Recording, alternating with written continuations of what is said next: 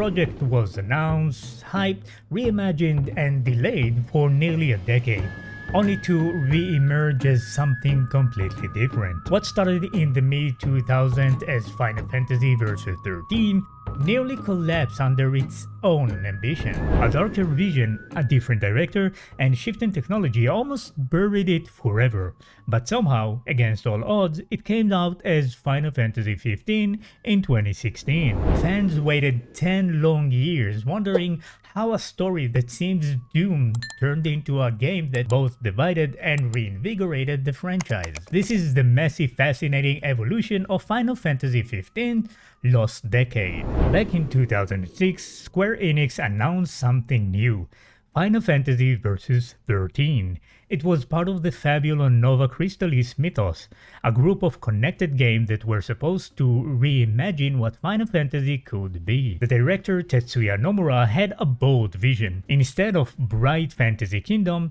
he wanted dark city that looks like Tokyo at night, sleek cars driving under neon lights, and characters dressed like they walked out of fashion magazine. This wasn't the typical high fantasy look. The tone leaned towards urban fantasy with a cinematic edge. That first trailer stunned audiences. It promised real-time action combat and strikingly stylish characters fronted by a brooding prince named Noctis. The game looked different from anything Square Enix had shown before. Players latched onto the ambition immediately, but the project started slipping almost right after that reveal. Square spread development across too many titles at once, leaving Versus XIII drifting without steady progress. Each year without update turned the game into a kind of myth. Fans dreamed about what it could be, while inside the studio, stress mounted. Versus XIII became a symbol of promises that always seems just out of reach. After the initial reveal, years dragged on with no release in sight.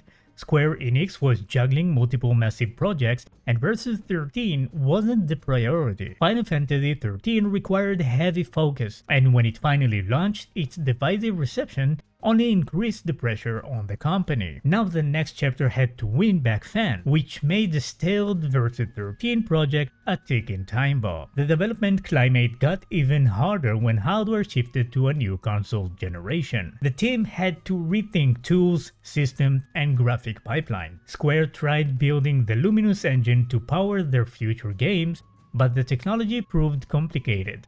Promises of flashy demos and revolutionary visuals never translated into something playable for fans. Nomura's perfectionism worsened the delays. He constantly tweaked concept, art, and systems. To him, every piece had to match the cinematic ideal, but each change pushed deadline further out. Inside the company, morale dipped. Stories spread that development was stuck in endless meetings and redesigns. Amongst players, the dreaded word vaporware began floating around. At one point, fans even joked they'd see Versus XIII release before Half-Life 3, and we still didn't get Half-Life 3.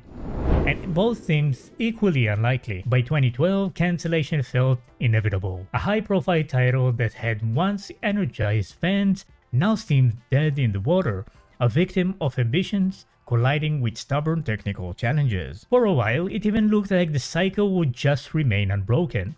New teasers, small updates, vague promises, then more silence. Square called it a delay, but us fans called it Tuesday. But the executives weren't ready to let it die. Behind the scene, a decision was forming, one that would throw away the idea of Versus XIII as a spin-off altogether.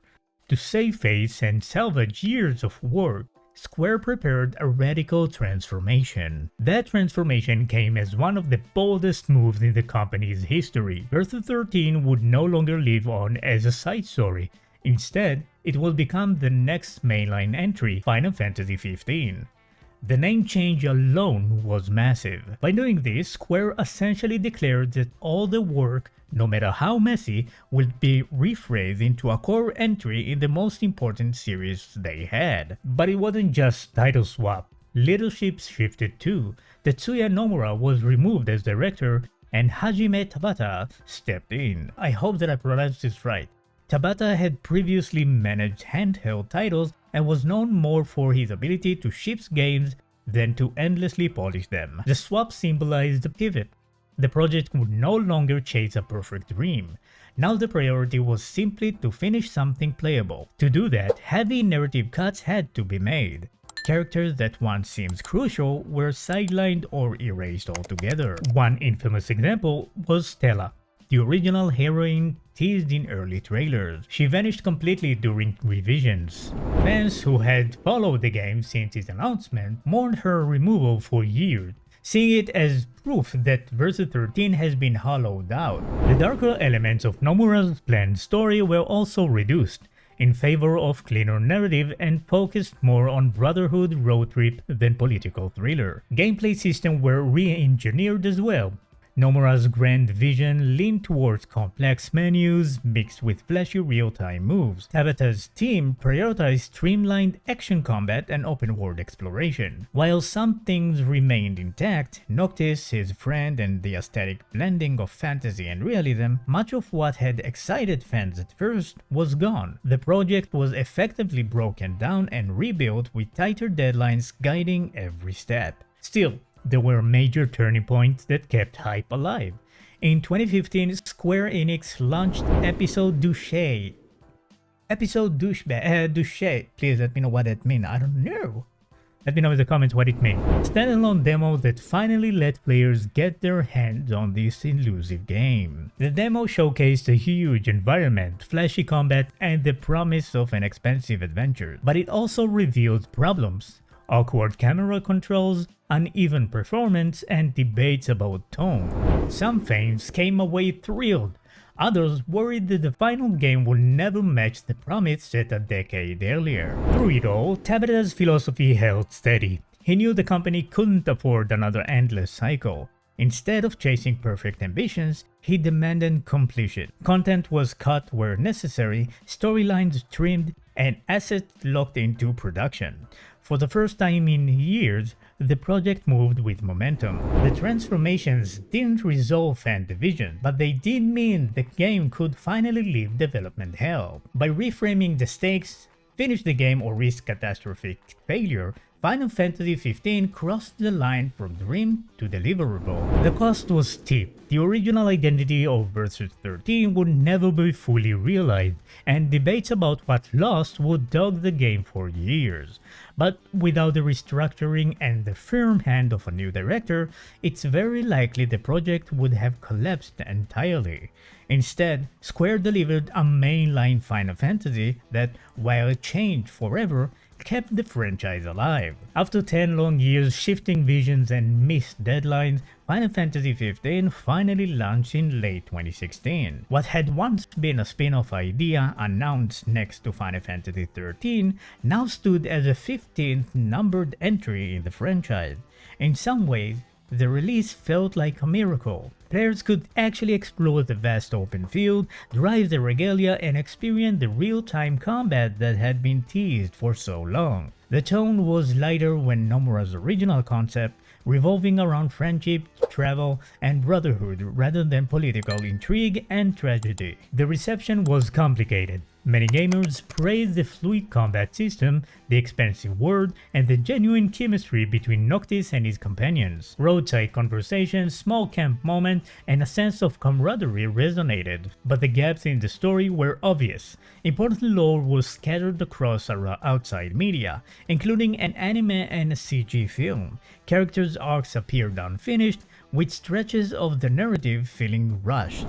The longtime fans who had followed Versus 13 since its announcement, the losses were painful, especially the disappearance of key characters and motives once central to the original vision. Square Enix tried to patch the wounds. Post-launch expansions and paid DLC episodes restored some missing details, and quality-of-life updates improved systems. Yet, the necessity of explaining core narratives, even through add-on material, angered many. For every player who saw 15 as a bold modern step, there was another who treated it as a flawed compromise. Still, the project had survived. Its decade-long trajectory was a cautionary tale about ambition, scale, and leadership, but also proves that even in chaos, something playable could emerge. On paper, it landed well enough too. a Metacritic score in the mid-80s and sales passing 10 million copies by 2021.